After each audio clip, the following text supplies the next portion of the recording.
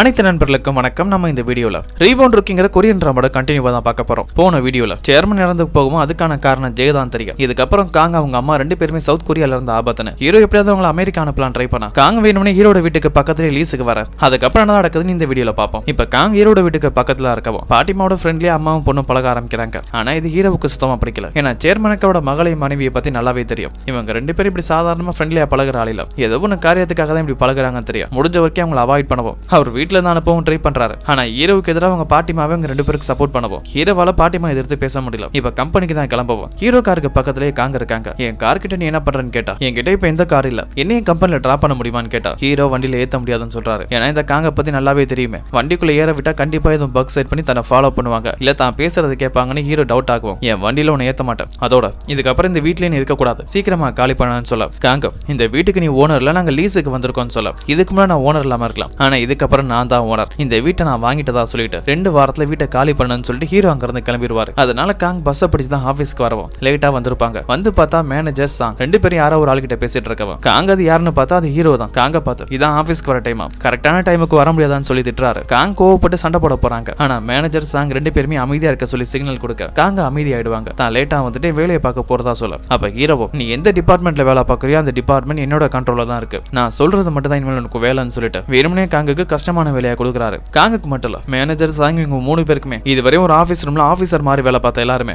இப்போ ஒரு சாதாரண எம்ப்ளாய்மே வேலை பார்க்க போறாங்க. குடோன்ல இருக்க வெயிட்டான பொருள்லாம் வண்டியில ஏத்துறது, கன்ஸ்ட்ரக்ஷன் ஒர்க், இப்படி ரெஸ்டே கொடுக்காம ஏகப்பட்ட வேலையை கொடுத்துட்டு இருக்க. ஆனா காங் பின்வாங்குற மாதிரி இல்ல, என்ன கஷ்டமான வேலையா இருந்தாலும் செஞ்சுட்டு தான் இருக்க. அதை பார்த்துட்டு சாங்க நீ இதுக்கப்புறம் இங்க இருக்க வேண்டியதில்ல, நீயும் அம்மா ரெண்டு பேருமே அமெரிக்காவுக்கு போங்க, அங்க உங்களுக்கு தேவையான எல்லாத்தையுமே நான் பண்றதா சொல்ல. ஆனா காங் அதை கேட்க மாட்டாங்க. அதோட பின்வாங்குற ஐடியாவும் இல்ல. என்ன நடந்தாலும் சரி நான் இங்கேயே தான் இருப்பேன்னு சொல்லவும் காங் என்னென்ன வேலை பார்க்கறாங்க எப்படிலாம் வேலை பார்க்கறாங்கன்னு அந்த போட்டோலாம் எடுத்துருந்து சாங் ஹீரோ கிட்ட கொடுக்குறாரு. நீங்களே இவ்வளவு கஷ்டமான வேலை தான் கொடுக்குறீங்க, ஆனா உங்க பொண்ணு பின்வாங்குற மாதிரி இல்ல, இங்கே தான் இருக்கிறதா முடிவில் இருக்கான்னு சொல்லவும் அப்ப ஹீரோவும் அப்ப இப்ப கொடுத்ததை விடவும் கஷ்டமான வேலையை கொடுக்கறதா சொல்றாரு. ஏன்னா இங்க இருக்கிற வரைக்கும் காங்கோட உயிருக்கு அவங்க அம்மாவோட உயிருக்கும் என்ன நேரத்துலயும் ஜேவால ஆபத்து இருக்கு, அவங்கள முடிஞ்ச வரைக்கும் சீக்கிரமா இங்க இருந்து அனுப்பணும், அதுதான் ஹீரோட வேலை. அப்பதான் ஹீரோட சிஸ்டம்ல சேர்மன் ரூம்ல லாஸ்டா எடுத்த அந்த வீடியோ ரெக்கார்டிங் இருக்குமே அதுல ஜே தான் இருக்க. சாங் அதை பார்த்துட்டு பேசாம இந்த வீடியோ வேணும் போலீஸ்ட கொடுத்துருவோம், சேர்மனை கொண்டது ஜே தான் ஆக்ஷன் எடுப்பாங்கன்னு சொல்ல ஹீரோ அதுக்கு வாய்ப்பு இல்லங்கிறாரு. ஹாஸ்பிட்டல் ரூமுக்கு ஜே வந்ததுக்கான எவிடன்ஸ் தான் இது, ஜே கொலை பண்ணதுக்கான எந்த ஒரு எவிடன்ஸோ ப்ரூஃபோ இல்ல, அதுக்கான ஆதாரம் கிடைக்கிற வரைக்கும் நம்ம பொறுமையா தான் இருக்கணும்னு சொல்லிட்டு ஒரு ஆளை பத்தி கேட்கிறாரு. இவன் நம்ம கேமராமேன் சொல்லுவோம். இவன் தான் அந்த கேமராமேன். சேர்மன் அட்மிட் பண்ண ஹாஸ்பிட்டல்ல சிசிடிவி கேமரா எல்லாத்தையுமே மெயின்டைன் பண்றது இவன் தான். இவனை தான் ஹீரோவும் தேடிட்டு இருக்க. இந்த பர்சனை நம்ம கேமராமேன் சொல்லுவோம். சாங்கோ அந்த கேமராமேனை பத்தின எல்லா தகவலையும் நான் விசாரிச்சேன், அவன் ஃபேமிலி ஃப்ரெண்ட்ஸ் அந்த தகவல்லாம் கிடைச்சிருச்சு, ஆனா அவன் இப்ப எங்க இருக்கான்னு தான் எனக்கு தெரியல, அதுதான் கண்டுபிடிக்க ட்ரை பண்றதா சொல்லவும் இந்த கேமராமேன் ஒரு கேம்லிங் அடிக்ட், இப்ப கூட கேம்லிங் விளையாடுற ஒரு இடத்துல தான் இருக்க. இவனை தேடுறது ஹீரோ மட்டும் இல்ல ஜேவும் கூட தான். அதை பத்தி தான் ஜே அவங்களோட செக்ரட்டரிட்ட பேசிட்டு இருக்க. அந்த செக்ரட்டரி போன தடவை கேமரா ஃபுட்டேஜ் எல்லாத்தையுமே கலெக்ட் பண்ணியாச்சுன்னு சொல்லுவான். ஆக்சுவலா அதை கலெக்ட் பண்ணது எல்லாமே அந்த கேமராமேன் தான். ஆனா அவங்கிட்ட இருந்து வாங்குறதுக்குள்ள அவன் எங்கேயே தப்பிச்சு ஓடி இருப்பான். அதை வச்சுதான் இவங்களை பிளாக்மெயில் பண்ணிட்டு இருக்கவும் இந்த செக்ரட்டரி இப்ப அவனை தான் தேடிட்டு இருக்க. அப்பதான் அங்க ஹீரோ ஒரு முக்கியமான டீலை பத்தி பேச வராரு. Days and hydrogen project. இந்த ப்ராஜெக்ட்காக டேகா நிறுவனத்தோட தான் டீல் போட்டிருப்பாங்க. அவங்க ஹீரோவுக்கு கால் பண்ணிருக்கவும் அதை பத்தி தான் பேச வந்திருப்பாரு. அப்ப ஜேவும் டேகா நிறுவனம் நமக்கான அட்வான்ஸ் அமௌண்ட் பண்ணாலும் இன்னும் ஃபுல் அமௌண்ட் கொடுக்கல, மொத்த அமௌண்ட் வர வரைக்கும் நம்ம வெயிட் பண்ணி தான் ஆகணும்னு சொல்ல ஹீரோவும் அங்க இருந்து கிளம்புறாரு.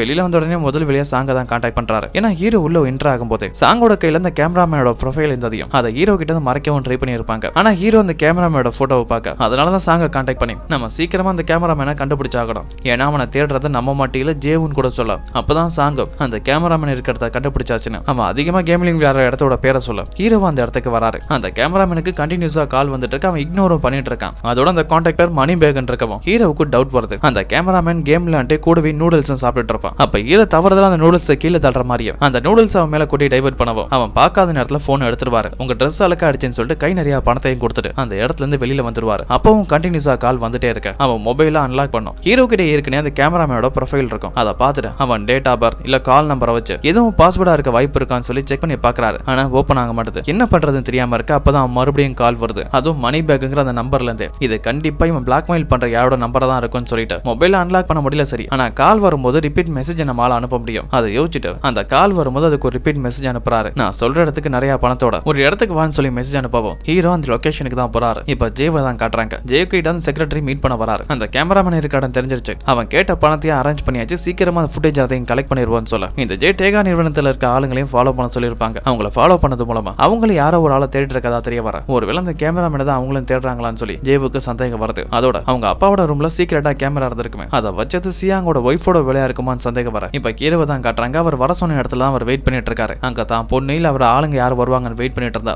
அந்த இடத்துக்கு வருது டேவோட ஆளுங்க. அவனுங்களும் கண்டினியூஸா அந்த கேமராமேனுக்கு தான் கால் பண்ணிட்டு இருக்க. ஆனா போன் தான் இப்ப ஹீரோ கிட்ட இருக்க. கண்டினியூஸா கால் வந்துட்டு இருக்க. ஹீரோ எடுக்க மாட்டாரு அந்த டேவோட ஆளுங்களை. இதுக்கப்புறம் இங்க இருக்க வேணாம்னு சொல்லிட்டு அந்த கேமராமேனை தான் தேடி போகவும் ஹீரோவுக்கும் டவுட் வருது. அவர் அந்த கேமராமேனை தான் தேடி போறாரு. ஆனா அதுக்குள்ள அவனுங்க டேவோட ஆளுங்க கிட்ட மாட்டிக்கவும் இப்ப ஹீரோ சாங்க வழக்கமா அவர் ஒரு ஹோட்டல்ல மீட் பண்ணுவாரு. அங்க மீட் பண்ணி நடந்த விஷயத்தெல்லாம் சொல்றாரு. நான் அந்த கேமராமேனை பிடிக்க போறதுக்கு முன்னாடி அவன் டேவோட ஆளுங்க கிட்ட மாட்டிக்கிட்டான். இப்ப என்ன பண்றதுன்னு தெரியலன்னு சொல்லவும் அப்ப சாங்கும் ஜே கொலைகேஸ்ல மாட்டிக்க கூடாதுன்னு கேமராமேனை தேடினா நாயா இருக்கு. எதுக்காக டேகா குரூப்பை சேர்ந்தவங்க தேடணும்? அப்ப இதுக்கான காரணம் இவங்க 2 பேரும் கூட்டா இருப்பாங்களா இல்லனா ஜே எதுவும் உதவி கேட்டிருப்பாங்கன்னு கேட்க வர ஹீரோ அப்படி இருக்காதுன்னு சொல்றாரு. என் பொண்ணை பத்தி எனக்கு நல்லாவே தெரியும். அவ பலவீனத்தை மத்தவங்க கிட்ட காட்டிக்க விரும்ப மாட்டான். முக்கியமா டே மாதிரி ஆளுங்க கிட்ட. சேர்மனை கொலை பண்ணது ஜெயந்தாங்கிற விஷயத்த அந்த டே எப்படியும் மோப்பம் பிடிச்சிட்டான். அதை வச்சுட்டு பிளாக்மெயில் பண்றதுக்காக தான் கேமராமேனை தேடிட்டு இருக்கணும். அந்த கேமராமேன் பொண்ணோட கையில மாட்டினா எவிடன்ஸ் எல்லாம் அழிச்சிருவா. அதே டேவோட கையில மாட்டினா அவங்கிட்ட அந்த எவிடன்ஸ் கிடைச்சா போதும். அதை வச்சு ஜேவை பிளாக்மெயில் பண்ணி ஜாய்சனுக்குள்ள வர ஆரம்பிச்சிரும். எது நடந்தாலும் நமக்கு தான் ஆபத்துன்னு அந்த கேமராமேன் மொபைல் ஹீரோ கிட்ட தானே இருக்கும். அதை சாங்கிட்ட கொடுத்து இதுல எதுவும் தகவல் இருக்கான்னு செக் பண்ணுன்னு சொல்ல கட் பண்ணாதுக்கு அடுத்த நாள் காலையில நியூஸ்ல சேர்மன் இறந்து போறதுக்கு கொஞ்ச நேரத்துக்கு முன்னாடி அவர் பொண்ணு தான் அவரை மீட் பண்ண வந்தது காரணம். சேர்மன் மரணத்துல அவர் பொண்ணுக்கு எதுவும் சம்பந்தம் இருக்குமான்னு சொல்லி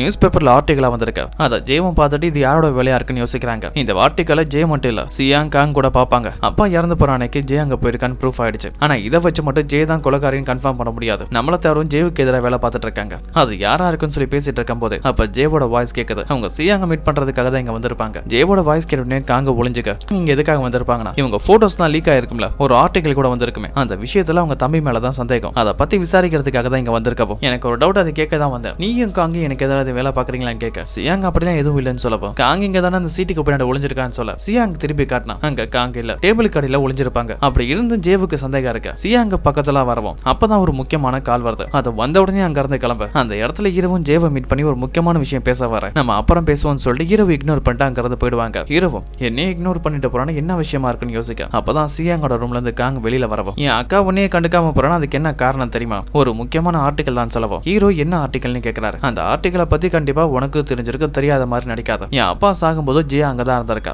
அதுக்கான ஆதாரம் கிடைச்சிருச்சு. அதை ஒரு ஆர்டிகலா ரிலீஸ் பண்ணிருக்காங்க. ஆனா அது பெருசா பாப்புலர் ஆகிறதுக்கு முன்னாடியே அந்த ஆர்டிகலை ஜே ஸ்டாப் பண்ணிட்டா. யாரோ ஒரு ஆள் வேணும் தான் என் அக்காவை பழி வாங்குறதுக்காக அந்த போட்டோவெல்லாம் நியூஸ் பேப்பருக்கு அனுப்பி இருக்கணும். அது கண்டிப்பா யாருன்னு உனக்கு தெரிஞ்சிருக்க வாய்ப்பு இருக்குன்னு சொல்ல ஹீரோவும் நான் இப்பவும் சொல்றேன் தெளிவா கேட்டுக்கோ, டிடெக்டிவ் மாதிரி வேலை பாக்குறத விட்டு இந்த விஷயத்துல இருந்து தள்ளிடு, அதுதான் உனக்கு நல்லதுன்னு சொல்லிட்டு ஹீரோ அங்க இருந்து போக அப்ப காங்க அவங்க அண்ணன் சியாங்கிட்ட இந்த போட்டோஸ்லாம் நியூஸ் பேப்பருக்கு அனுப்புனது யாருன்னு இந்த ஹீரோவுக்கு தெரிய வாய்ப்பு இருக்குன்னு தனக்கு தோன்றதா சொல்ல இப்ப ஜேவை தான் காட்டுறாங்க. அவங்க டேவை மீட் பண்ணதான் வந்திருப்பாங்க. இவங்க 2 பேருக்குள்ள அந்த ஹைட்ரஜன் கம்பெனியோட டீல் இருக்குல்ல, அந்த டீலுக்கு ஒரு குறிப்பிட்ட அமௌண்ட் வரையும் மட்டும் தான் டே கொடுத்திருப்பாரு. பேலன்ஸ் அமௌண்ட் தன்னால தர முடியாதுன்னு அந்த ப்ராஜெக்ட் மொத்தமா தனக்கு வேணும்னு சொல்ல ஜே அதுக்கு என்னால ஒத்துக்க முடியாதுன்னு சொல்லவும் அப்ப டேவும் நான் தான் உன்னை சாதாரண நினைச்சிட்டேன், பெத்த அப்பனையே கொண்ட ஒன்ன மாதிரி பொண்ணை நான் பார்த்ததே இல்லைன்னு சொல்லவும் ஜேவுக்கு சந்தேகம் வர ஆரம்பிக்குது. அவங்கள பத்தின ஒரு ஆர்டிகல் வந்திருக்குமே, அது ஒருவேளை இந்த டேவோட வேலையா தான் இருக்குமோன்னு அதை டே கிட்ட டைரக்டா கேட்கவும் அவரும் ஒத்துக்கிறாரு. இதுக்கப்புறம் நமக்குள்ள எந்த ஒரு டீலிங்குமே இல்லைன்னு சொல்லிட்டு ஜே அங்க இருந்து கிளம்பவும் அப்பதான் டேவும் ஒரு ஆடியோவோ பிளே பண்றாரு. அந்த ஆடியோல சியாங் அவன் மனைவி கிட்ட தான் அப்பாவை கொலை பண்ணாங்க தான் அக்கா ட்ரை பண்ணதா சொல்லியிருப்பான்ல அந்த விஷயம். அதுக்கப்புறம் சியாங்கோட மனைவி ஜே கிட்ட பேசும்போது நான் என் அப்பாவை கொலை பண்ண ட்ரை பண்ணது உண்மைதான், அது எனக்காக மட்டும் இல்ல உன் புருஷனுக்காக தான் சொல்லியிருப்பாங்களே, அந்த எல்லாமே சியாங் ரெக்கார்ட் பண்ணி வச்சிருப்பாங்க. அதை அவங்க அப்பா கிட்ட கொடுக்கவும் அதை வச்சுதான் டே பிளாக்மெயில் பண்ண ஜே கோவப்படுறாங்க. நான் என் அப்பாவை கொலை பண்ணல, அந்த ரூம்ல இருந்து நான் கிளம்புற வரைக்கும் என் அப்பா உயிரோட தான் இருந்தாருன்னு சொல்ல அப்பதான் நடந்தது என்னன்னு காட்டுறாங்க. ஜே அவங்க அப்பாவை மீட் பண்ண போகும்போது சேர்மான் உயிரோட தான் இருந்திருப்பாரு. அங்க சீக்ரெட் கேமராவை பார்த்ததுக்கு அப்புறம் ஏதோ ஒண்ணு தப்பா இருக்குன்னு அங்க இருந்து வேகமா கிளம்பிருப்பாங்க. இப்ப டே கிட்ட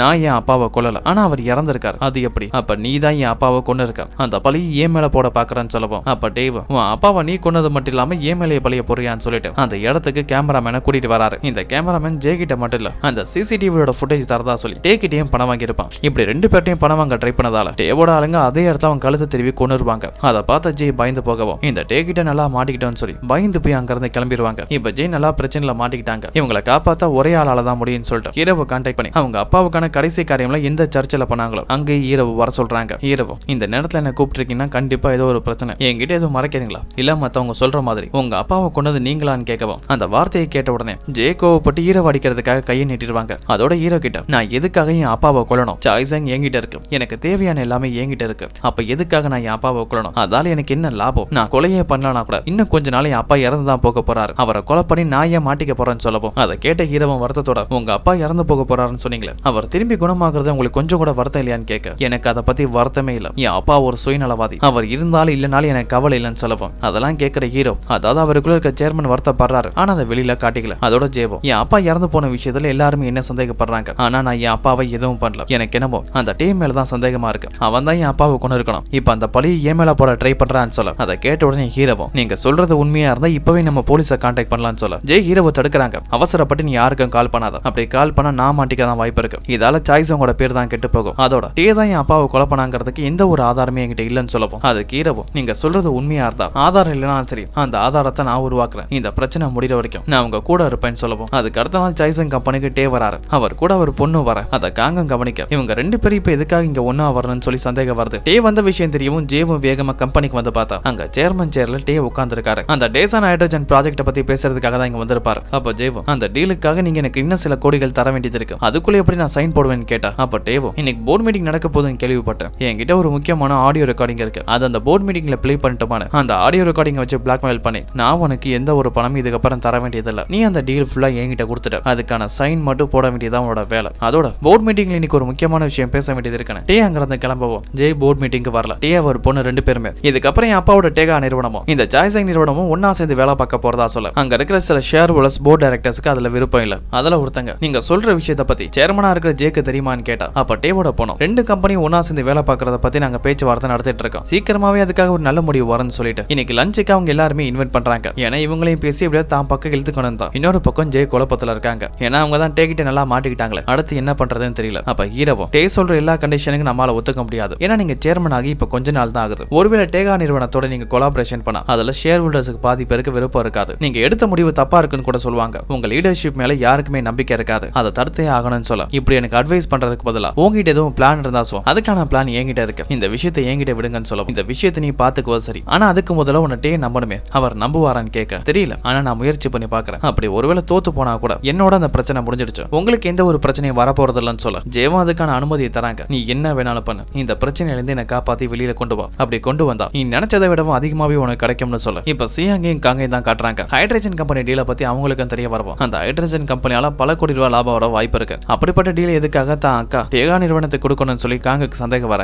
அப்பதான் சியாங்க ஒரு முக்கியமான விஷயத்த சொல்றாரு. நம்ம அக்காவை பத்தி ஒரு ஆர்டிகல் வந்துச்சு, நம்ம அப்பா இறந்து போன அன்னைக்கு அவ அங்கதான் இருந்தானு, அந்த ஆர்டிகலை கொடுத்தது யாருன்னு தெரியுமா, என் மாமனார் டே தான், என்னோட ஆளுங்க மூலமா அதை விசாரிச்சு கண்டுபிடிச்சதா சொல்லவும் அப்ப காங்கு நம்ம அப்பாவோட சாவுக்கு ஜெயதான் காரணம்னு எப்படியோ மாமனாருக்கு தெரிஞ்சிருக்கு, அதை வச்சுதான் பிளாக்மெயில் பண்ணி கண்டிப்பா அந்த டீலை வாங்கியிருக்கணும்னு சொல்லிட்டு ரெண்டு பேருமே இது எவிடன்ஸ் கிடைக்குமான்னு சொல்லி தேடி டேயில அது நேரம் காங் சியாங் ரெண்டு பேருமே டேவோட ஒரு இடத்துக்கு தான் வரவும் அந்த இடத்த கிளீன் பண்றதுக்காக ஒரு ஸ்டாஃப் இருப்பாங்க. சியாங் அவங்களுக்கு பணத்தை கொடுத்து கொஞ்ச நேரம் நீ எனக்காக வெளியில வெயிட் பண்ணு, யாரும் வந்தா இன்ஃபார்ம் பண்ணுன்னு சொல்லிட்டு அந்த ரூம் தேட ஆரம்பிக்கிறாங்க. அப்ப காங்கோ ஓ மாமனா சிசிடிவி ஃபுட்டேஜ் வச்சுதான் நம்ம அக்காவை பிளாக்மெயில் பண்றதா இருந்தா கண்டிப்பா சிசிடிவி ஃபுட்டேஜ் எதுவும் ஹார்ட் டிஸ்க்லயோ இல்லனா பென் டிரைவ்ல தான் இருக்கணும், நல்லா தேடி பாருன்னு சொல்லிட்டு அங்க ஃபுல்லா தேடிட்டு இருக்கவும் அப்பதான் ஒரு முக்கியமான ஃபைலை பாக்குறாங்க. இந்த ஃபைல் தான் அந்த டேசன் ஹைட்ரஜன் கம்பெனியோட ஃபைல். அவங்களுக்கு சிசிடிவி ஃபுட்டேஜ் எதுவும் கிடைக்கலன்னு சொல்லிட்டு அந்த டாக்குமெண்ட் மட்டும் எடுத்துக்கிறாங்க. ஏன்னா இந்த டாக்குமெண்ட் இருந்தா மட்டும் தான் அவங்க டீல் செல்லுபடி ஆகணும். அந்த டாக்குமெண்ட் எடுத்துக்க அப்பதான் வெளியில நிக்க வச்ச ஆளு மூலமா இன்ஃபர்மேஷன் வருது, ஆளுங்க இங்க வராங்கன்னு. உடனே ரெண்டு பேருமே வேகமா வெளியில ஓடி வந்து அவங்க கார்ல வந்து ஏறி தூரத்துல இருந்து வாட்ச் பண்ணிட்டு இருக்கவும் அங்க டேகாவும் வராரு. டேகாவை மீட் பண்றதுக்காக ஹீரோவும் வர காங்க அதை பார்த்துட்டு ஹீரோ இதுக்காக டேவை மீட் பண்ண வந்திருக்கணும்னு யோசிக்க இன்னொரு பக்கம் மின்ன தான் காட்டுறாங்க. இப்ப மின் வேலை வெடிக்க போகாததால அடிக்கடி கால்ஃப் விளையாடுறதுக்காக கிளம்பிடுவாரு. அப்படிதான் கால்ஃப் விளையாடுறதுக்காக மறுபடியும் கிளம்பவும் அவரை மீட் பண்றதுக்காக காங்கோட அம்மா வந்திருப்பாங்க. மின் கிட்ட நல்லபடியா பேசி என் கணவர் இறந்து போனதை பத்தி உனக்கு எதுவும் தெரியுமான்னு கேட்க மின் தனக்கு எதுவும் தெரியாதனும், இதுக்கப்புறம் இங்க வராதீங்கன்னு சொல்லிட்டு அங்க இருந்து கிளம்ப அப்பதான் காங்கோட அம்மா மின்னோட காரை பாக்குறாங்க. அதுல சில மெடிசன்ஸ் எல்லாம் இருக்கும். கால்ஃப் விளையாட போறவங்க எதுக்காக மெடிசன்ஸை கொண்டு போகணும்னு சந்தேகம் வர மின்னோட காரை ஃபாலோ பண்றாங்க. ஆனா அதை மின் நோட்டீஸ் பண்ணவும் வேணும்னே ஒரு சிக்னல்ல அவங்களை டைவர்ட் பண்ணிட்டு வேற ஒரு வழியில போக இப்ப ஹீரோ டேகாவோட இடத்துல தான் இருக்கவும் அதே இடத்துல சியாங்கோட மனைவி இருக்கு. இவங்க எல்லாமே அந்த ஹைட்ரஜன் கம்பெனியோட டீலை பத்தி தான் பேசிட்டு இருக்காங்க.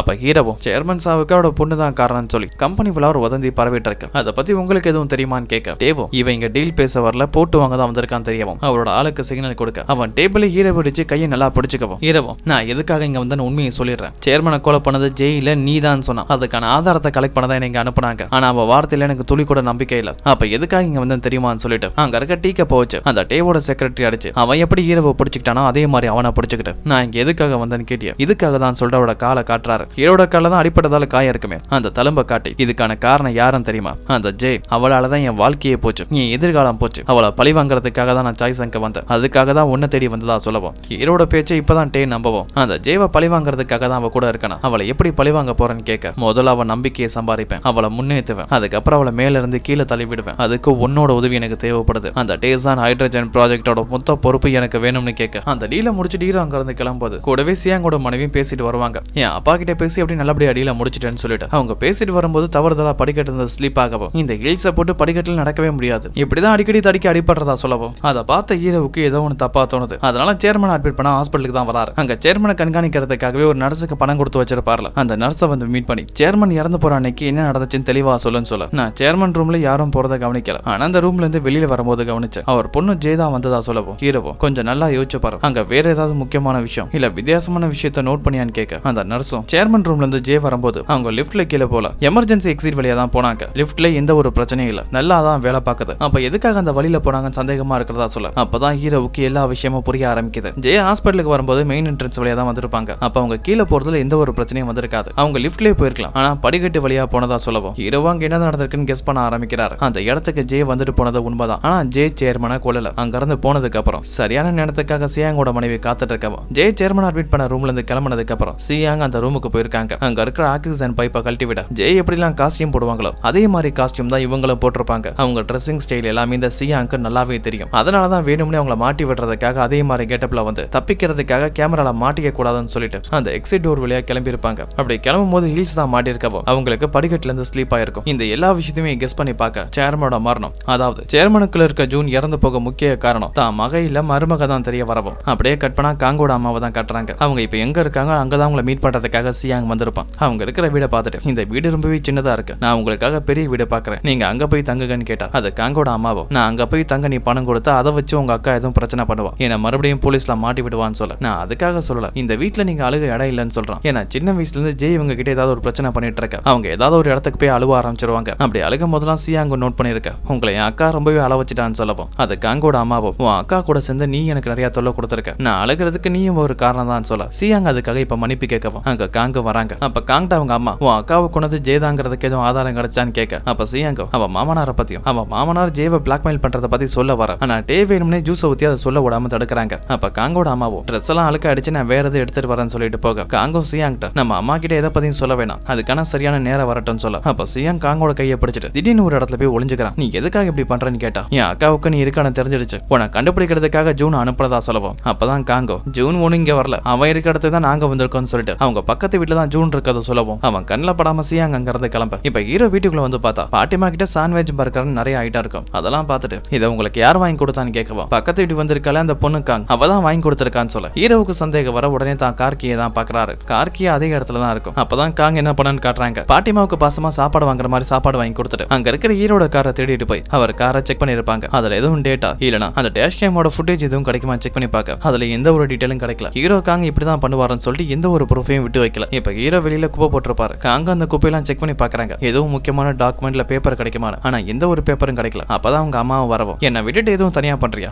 என் உதவி உனக்கு தேவையான்னு கேட்க அம்மாவும் பொண்ணு சேர்ந்து திட்டம் போட ஆரம்பிக்கிறாங்க. ஹீரோவுக்கு சமைச்சு தர மாதிரி இல்லனா ஏதாவது வேலை வாங்குற மாதிரி ஹீரோவை ஒவ்வொரு விஷயத்துல டைவர்ட் பண்ணிட்டு இருக்கவும் அந்த நேரத்துல காங் ஹீரோட கம்ப்யூட்டர்லாம் செக் பண்ணி பாக்குறாங்க. ஆனா ஹீரோ ஒவ்வொரு தடவை கிளம்பும் போதும் ப்ரௌசிங் ஹிஸ்டரி டெலிட் பண்ணிடுவாரு. அதோட காங்கோட அம்மா ஹீரோ கிட்ட இருக்க டாக்குமெண்ட்லாம் போட்டோ எடுக்க ட்ரை பண்றாங்க, செல்ஃபி எடுக்கிற மாதிரி. அதை புரிஞ்சுக்கிட்ட ஹீரோ இங்க இருந்தா தானே போட்டோ எடுப்பீங்கன்னு சொல்லிட்டு அந்த டாக்குமெண்ட்லாம் எடுத்துட்டு வெளியில போக அங்க காங் வர எக்ஸசைஸ் பண்ற மாதிரி ஹீரோ கிட்ட இருக்க டாக்குமெண்ட் அவர் என்னதான் பண்றாருன்னு பார்க்க ட்ரை பண்ண ஒரு டாக்குமெண்ட் இவன் கண்ணில் பற்றவே கூடாதுன்னு சொல்லிட்டு ஹீரோ அதை கசிக்க வாயில போட்டு நான் வேலையை பார்க்கலன்னு அங்க இருந்து கிளம்ப காங்கோட ஒவ்வொரு பிளான் ஃபெயிலியர் ஆகிட்டு இருக்க. அப்படியே கட் பண்ணாதுக்கு அடுத்த நாள் ஆபீஸ் தான் காட்டுறாங்க. காங் சாங் மேனேஜர் இவங்க 3 பேரும் அவங்க சின்ன ஆபீஸ்லாம் வேலை பார்த்துட்டு இருக்க. காங் மேனேஜர் 2 பேருமே சோகமா தான் இருப்பாங்க. சாங் அதை பார்த்துட்டு எப்பவுமே நீங்க 2 பேரும் பேசிட்டே இருப்பீங்க, இப்ப ஏன் அமைதியா இருக்கீங்கன்னு கேட்கவும் காங்கோ இதுக்கெல்லாம் காரணம் ஹீரோ தான், அவன் ஏதோ ஒன்று பண்றான் ஆனா அவன் என்ன பண்றான்னு எங்களால கண்டுபிடிக்க முடியலன்னு சொல்ல அப்ப மேனேஜரும் இதுக்கு மேல என்னால பொறுமையா இருக்க முடியாதுன்னு சொல்லிட்டு அவர்கிட்ட இருக்க ஒரு லெட்டர் எடுக்கிறார். அதை பார்த்த உடனே ரிசைனேஷன் லெட்டர் தான் நினைச்சு காங் நீங்களா ரிசைன் பண்ணக்கூடாதுன்னு சொல்லி அந்த லெட்டரை வாங்கி படிச்சா இதுல இவங்க 3 பேருமே ஒன்னா இருந்த போட்டோ முக்கியமா மேனேஜர் ஹீரோவுக்காக எழுதின லெட்டர் தான் இது. அதை காங் படிக்க போறாங்க. ஆனா மேனேஜர் அந்த லெட்டரை புடிங்கிட்டு இது என்னோட பர்சனல், நீ படிக்க கூடாதுன்னு ஹீரோவை பத்தி தான் பேசுறாரு, எனக்கு நல்லா தெரியும் ஹீரோ ஏதோ தப்பு பண்றான் தான் இல்லன்னு சொல்ல. ஆனா அதே டைம் அவன் தப்பானவன் இல்ல, அவன் ஏதோ ஒரு காரணத்துக்காக தான் இதை பண்றான்னு சொல்லவும் காங்கால அதை ஏத்துக்க முடியல. அவனும் ஒரு சுயநலவாதி தான், யாரை பத்தியுமே கவலைப்பட மாட்டான், அப்படியே அப்பா மாதிரின்னு சொல்ல சாங்கால அதை கேட்டு அமைதியா இருக்க முடியல. காங்கிட்ட உன் அப்பா ஒன்னு சுயநலவாதி இல்ல, அவர் உன் மேல ரொம்பவே அன்பு வச்சிருந்தாருன்னு சொல்லவும் அது காங்கோ என் அப்பா என் மேல அன்பு வச்சிருந்தாரா, நான் ஸ்கூல் படிக்கும் போது நிறைய பசங்க என்ன புள்ளி பண்ணாங்க, என்ன கஷ்டப்படுத்தினாங்க, அந்த நேரத்துல அப்பா எங்க போனார், எனக்கு உதவி பண்ணணும் அவருக்கு தோணவே இல்லையேன்னு சொல்ல அப்பதான் சாங் உண்மையை சொல்றாரு. அந்த விஷயம் அப்பாவுக்கு தெரிஞ்ச உடனே அவருக்கு இருந்த முக்கியமான பிசினஸ் மீட்டிங் எல்லாத்தையும் தூக்கி போட்டு உனக்காக அமெரிக்கா வந்தார். அவர் உன்னை மீட் பண்ணாம இருக்கலாம், ஆனா உன்னை யார் யாரெல்லாம் தொல்லை கொடுத்தாங்களோ அந்த பசங்களை மிரட்டினாரு. இதுக்கப்புறம் தான் பொண்ணு யாரும் தொடக்கூடாதுன்னு சொன்னார். அதனாலதான் அந்த பசங்க யாருமே உன் பக்கமே வரதில்லைன்னு சொல்ல அப்படி இருந்தாருன்னா ஏன் என்ன மீட் பண்ண வரலன்னு கேட்கவும் அதுவும் உனக்காக தான், எங்க உன்னை மீட் பண்ணா அவர் பலவீனமாயிருவார் நினைச்சாரு, நீ ஒருவேளை அழுதாலோ இல்ல கஷ்டப்பட்டு எதுவும் கேட்டாலோ உன்னை இங்கேயே அமெரிக்கால இருந்து சவுத் கொரியா கூட்டிட்டு வந்துருவோன்னு சொல்லி பயந்தாரு. ஏன்னா நீ மட்டும் இங்க வந்தா உன் அக்காவாலே அண்ணனாலே உனக்கு பிரச்சனை வர நல்லாவே தெரியும், அதனாலதான் அவர் உன்னை இங்க கூட்டிட்டு வரக்கூடாதுன்னு நினைச்சாரு. அவரும் பலவீனமாக பாக்குறதுக்காகவே உன்னை பார்க்காம அவர் கட்டுப்படுத்திட்டு இருந்தார். அவர் உன் மேல ரொம்பவே பாசம் வச்சிருக்கதா சொல்ல இந்த ஸ்டோரி எல்லாம் கேட்டு மேனேஜர் அழுதுட்டு இருக்கவும் அப்பதான் காங்குக்கு அவங்க அம்மா கிட்ட இருந்து கால் வருது. இந்த காங்கோட அம்மா ஹீரோட பாட்டிமாட்ட பேச்சு கொடுக்கறது மூலமா ஒரு விஷயத்தை கண்டுபிடிச்சிருப்பாங்க. அதுதான் காங்கிட்ட சொல்றாங்க. நான் ஹீரோட பாட்டியோட பேச்சு கொடுத்துட்டு இருக்கும் போது அவங்க பேரன் பிசினஸ் ட்ரிப்புக்கு போனதா சொல்லவும் அது எந்த ஊருன்னு காங் கேட்டா அந்த ஊரோட பேர் எனக்கு சரி ஞாபகத்துல வரல, ஆனா டேன்னு ஏதோ சொன்னாங்கன்னு சொல்ல அதை கேட்ட உடனே டேசனான்னு கேக்குறாங்க. அங்கதான் ஹைட்ரஜன் ப்ராஜெக்ட்கான பிளான்ட் இருக்குது. ஹீரோ அங்கதான் போயிருக்காருன்னு காங் கண்டுபிடிக்க இப்ப அந்த டேசன்கிற சிட்டில இருக்க ஹைட்ரஜன் பிளான்ட் தான் காட்டுறாங்க. அங்க நிறைய சயின்டிஸ்ட் ரிசர்ச் பண்ணிட்டு இருக்காங்க. அங்கதான் ஹீரோ ஒரு முக்கியமான டாக்குமெண்ட் எடுக்கிறதுக்காக வந்திருப்பாரு. அவர் கூடவே டேவோட செக்ரட்டரி வந்திருப்பாரு. ஹீரோ கிட்ட என் பாஸ் தான் உனக்கு உதவி பண்ண அனுப்புனதா சொல்லவும் ஹீரோ நம்பல. எதுக்காக நடிக்கிற? உன் பாஸுக்கு என் மேல சந்தேகம், அதனால தானே ஃபாலோ பண்ண அனுப்புனாரு. சரி நீ இங்கே இல்ல, இப்ப ஃபயர் எல்லாம் அடிக்கும், நான் சிசிடிவி கனெக்ட் பண்ணிட்டு உள்ள போவேன், சரியா வரதுக்கு 5 நிமிஷம் ஆகும்னு சொல்லிட்டு ஹீரோவர் பிளான் பண்ண மாதிரி முதல்ல ஃபயர் அலாம அடிக்க வைக்க அங்க இருக்கிற ஸ்டாஃப்ஸ் எல்லாம் வெளியில பயந்து ஓடிடுவாங்க. அதுக்கப்புறம் தான் சிசிடிவி ஆஃப் பண்ணிட்டு உள்ள வருவோம். அங்க இருக்கிற ஒரு முக்கியமான டாக்குமெண்ட்டை காப்பி பண்ணிட்டு இருக்காரு. அப்படி காப்பி பண்ணிட்டு இருக்கும் போது அவருக்கு திடீர்னு பயங்கரமா தலைவலிக்க ஆரம்பிக்குது. ஏன் தனக்கு மறுபடியும் தலைவலிக்குதுன்னு ஹீரோவுக்கு புரியல. அப்பதான் சாங்ட்ட இருந்து கால் வருது. உங்களை தேடி உங்க பொண்ணு காங் வந்திருக்கா, நீங்க இருக்கிறட அவளுக்கு தெரிஞ்சிருச்சுன்னு சொல்ல அந்த நேரத்துக்கு காங் அங்க வந்துருவாங்க. ஹீரோ காப்பி பண்ற டாக்குமெண்ட் எல்லாம் பார்த்துட்டு இப்பதான் எனக்கு புரியுது, நீ அக்காவை பழி வாங்க விரும்புற, அதுக்காக தான் டே கூடவும் சேர்ந்திருக்க, இது என்கிட்ட மறைச்சன்னு கேட்டுட்டு இருக்கும் போது அப்ப ஹீரோவும் இந்த இடத்துல நிக்காத, சீக்கிரமா இங்க இருந்து கிளம்புன்னு சொல்றாரு. ஆனா காங் கேட்கற மாதிரி இல்ல. ஹீரோ அது எல்லாத்தையுமே ஒரு ஹார்ட் டிரைவ்ல தான் காப்பி பண்ணிட்டு இருப்பாரு. அந்த ஹார்ட் டிரைவை காங் எடுக்க ட்ரை பண்ணவும் அந்த இடத்துக்கு டேவோட செக்ரட்டரி வர காங்க பலமா தள்ளிவிட்டு அவங்க கையில இருக்க ஹார்ட் வாங்கவும் காங்கோட தலை அங்க இருக்க டேபிள இடிச்சிடும். அதை பார்த்துட்டு ஹீரோவும் எதுக்காக இப்படி பண்ணன்னு கேட்டா எந்த ஒரு எவிடன்ஸ் வைக்க கூடாதுன்னு என் பாஸ் சொன்னார், அதனாலதான் சொல்லிட்டு அங்க இருந்து கிளம்பும் போது அப்பதான் மேனேஜரும் பின்னாடி வராரு. அந்த டேவோட செக்ரட்டரி மேனேஜரையும் அடிச்சிட்டு அங்க இருந்து ஓடி போக மேனேஜர் திருப்பி வந்து காங்க பாக்குறாரு. நீ நல்லா இருக்கேன்னு கேட்டா காங் நல்லா இருக்கேன்னு சொல்றாங்க. ஆனா அவங்க பின் தலையில இருந்து ரத்தம் வருது. அதை பார்த்த உடனே ஹீரோவும் அதாவது சேர்மன் தான் பொண்ணை காப்பாத்தியாகணும் முதுகுல ஏத்திக்கிட்டு நான் தான் படிச்சு சொன்னே கேட்டியா, உனக்கு எதுவும் நடந்துடக்கூடாதுன்னு நீ நல்லா இருக்கணும் தான் இங்க இருந்து அனுப்ப ட்ரை பண்ண, ஆனா என் பேச்சை நீ கேட்கவே இல்லைன்னு சொல்லிட்டு அழுதுட்டே தான் பொண்ணை முதுகுல வச்சு தூக்கிட்டு போக இப்ப கட் பண்ணா மின்ன தான் காட்டுறாங்க. மின் யாருக்குமே தெரியாம காட்டுக்குள்ள இருக்க ஒரு சீக்கிரட்டான இடத்துக்கு தான் வரவும் அந்த இடத்துல ஒரு பெரிய வீடே இருக்கு. அந்த வீட்டுக்குள்ள வந்து பார்த்தா அங்கதான் சேர்மனோட பாடி இருக்கும். சேர்மன் இன்னும் இறந்து போகல. இந்த மின் தான் காப்பாத்தி அவருக்கு தெரிஞ்ச டாக்டர்ஸ் வச்சு ட்ரீட்மெண்ட் கொடுத்துட்டு இருக்கவோ அதே இடத்துல தான் சியாங் இருப்பான். இவங்க 2 பேரும் பிளான் பண்ணி தான் இதெல்லாம் பண்ணிருப்பாங்க. சியாங் மின்ன பார்த்து இதுதான் நமக்கான கடைசி வாய்ப்புன்னு சொல்லிட்டு அவங்க அப்பாவோட கையை பிடிச்சு அப்பா நீங்க இன்னும் கொஞ்ச நாள் இந்த உலகத்துல எங்களுக்காக இருக்கணும்னு சொல்ல அப்படியே கட் பண்ணா சேர்மனோட உடம்புக்குள்ள அதாவது அவர் மைண்டுக்குள்ள இருக்க ஜூனோட சோலை தான் காட்டுறாங்க. அது வெளியில வர போராடிட்டு இருக்க. இதோட இந்த எபிசோட் கம்ப்ளீட் ஆகுது. இதுக்கப்புறம் என்ன நடக்குதுன்னு அடுத்த வர வீடியோல பார்ப்போம்.